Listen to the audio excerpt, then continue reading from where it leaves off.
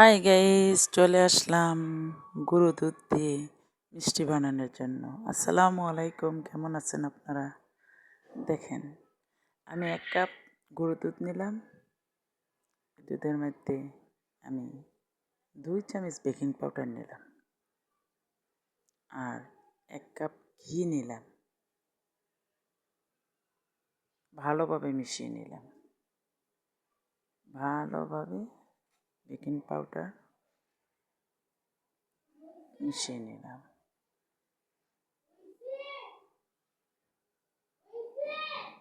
আর ঘিটা দিয়ে দিলাম 1 চামচ, ওটাও ভালোভাবে মিশিয়ে নিলাম। দুটা যদি ভালোভাবে মিশানো হয়, এমনভাবে মুট করলে মুটে আসে, তখন বোঝা যাবে এটা পারফেক্ট একটা পাউডার তৈরি হয়েছে। তো তার মাঝেও আমি বলি, যদি আমার এই ভিডিওটা আপনি পেজে দেখেন, অবশ্যই লাইক কমেন্ট ফলো দিবেন। আর যদি ইউটিউবে দেখেন তাহলে সাবস্ক্রাইব করবেন।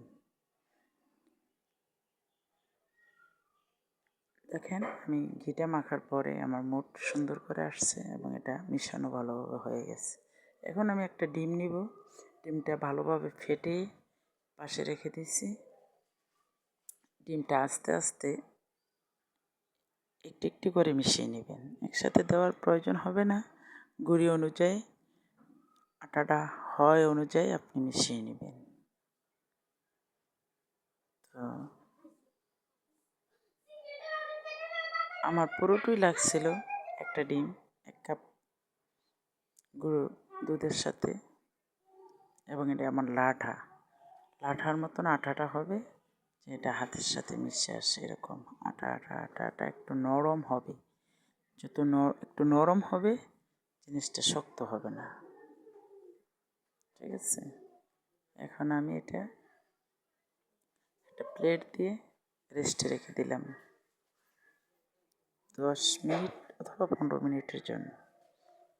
তারপরে আমি এটা হাতের মধ্যে একটু ঘি মিশিয়ে এটা যখন শেপ দিলাম, একদম সুন্দর করে এটা শেপ হয়ে একটা মিষ্টি তৈরি হলো, যেন চারিদিকে কোনো ফাটা না থাকে, ভাঁজ না থাকে। এভাবে নরম হয়ে শেপ হয়ে মিষ্টিটা তৈরি হবে।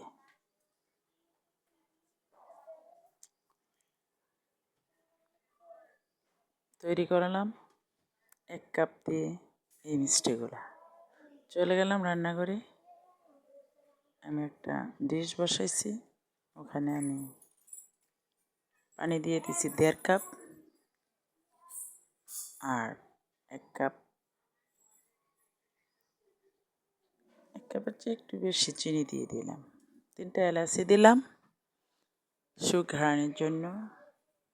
পরে হয়তো তুলে ফেলে দেওয়া হবে এলাচটা। মিশিয়ে নিলাম, চুলাটা ধরিয়ে দিলাম। একটা গরম হলে তারপরে এটা আমি মিষ্টিটা ছেড়ে দেব। মিষ্টিটা যখন আমি ছেড়ে দেব, তখন আমি চুলাটা হাই হিটে রেখে আমি 10 মিনিট গরম করে নেব। এর মাঝে যতবার উতরে আসে, একটু একটু ফাঁকা করে ঢাকনাটা সরিয়ে নেব।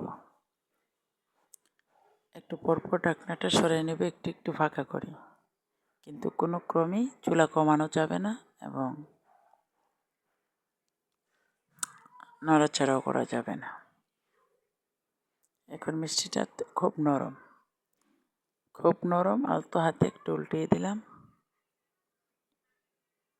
এবং এগুলো ফুললে দেখেন কত টইটুম্বুর হয়ে গেছে। আপনারা ইচ্ছা করলে গুঁড়ি দুধ দিয়ে, ডিম দিয়ে এভাবে মিষ্টি তৈরি করে বাচ্চাদের বিভিন্ন চাহিদা মেটাতে পারেন। তো ঘরে তৈরি করুন, স্বাস্থ্যসম্মত খাবার খান। দেখেন আমার একটা মিষ্টি কত বড় হয়েছে।